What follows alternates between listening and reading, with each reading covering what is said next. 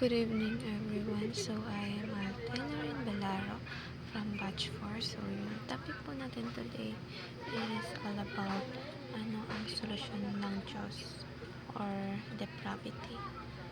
So una po dun, of course, pumasok po agad sa isip ko yung ano nga ba ang solusyon ng Panginoon sa mga kasalanan. Pero ang naisip ko po dun kaagad ay of course yung Panginoon na binigyan niya yung kaisa-isa ng anak para tubusin tayo mga tao dahil tayo ay makakasalanan niya, dahil tayo ay nabivisualize na lang ng Panginoon bilang isang mga nilalang na makasalanan. Pero simula nung binaba niya po,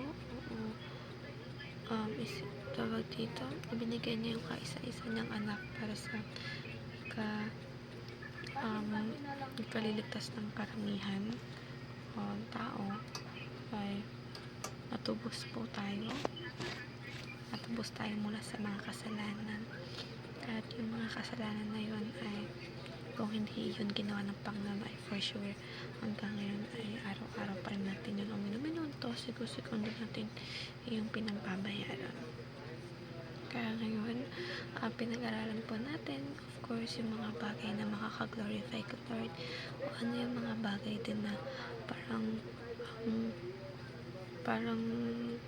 alam mo yun, ikatutuwa ng Panginoon sa atin. Itinuro sa atin ni Pastor Russell ngayon yung mga bagay na dapat nating iwasan ng mga kasalanan, of course, na yung mga bagay na hindi ikalulugod ng Panginoon sa kanyang mata, at yung mga bagay na dapat natin iwasan.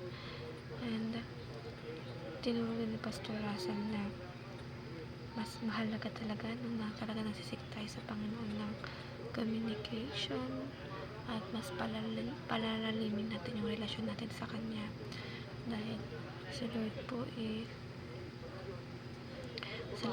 ay grabe po siya magpahalaga ng kanyang anak, na kaya nga sabi ko, lahat ng tao sa mundo ay pinapahalagahan niya or nais na iligtas o gusto niyang iligtas. Pero of course, mayroon nga ang binigay ang Panginoon sa atin na kaisa-isang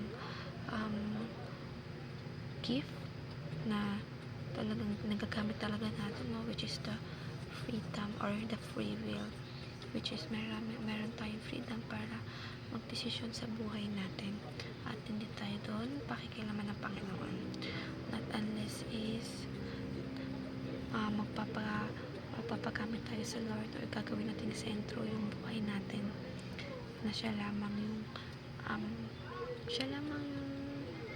glorify natin. In that way, matutulungan niya tayo magdesisyon sa buhay, at of course, yung mga bagay na dapat na hindi natin gawin is nasosolusyonan natin, dahil natutulungan na tayong iwasan ng mga bagay na hindi dapat natin gawin, dahil maaari natin siya masaktan or maaari tayong makagawa ng kasalanan na maaari natin pagsisihan sa huli. So we must always seek God, trust Him with all our heart, with all our mind. So in that way, we were able to praise Him and worship Him in a way that God will be happy, and He will, of course, bless us for everything that we have done for Him as well.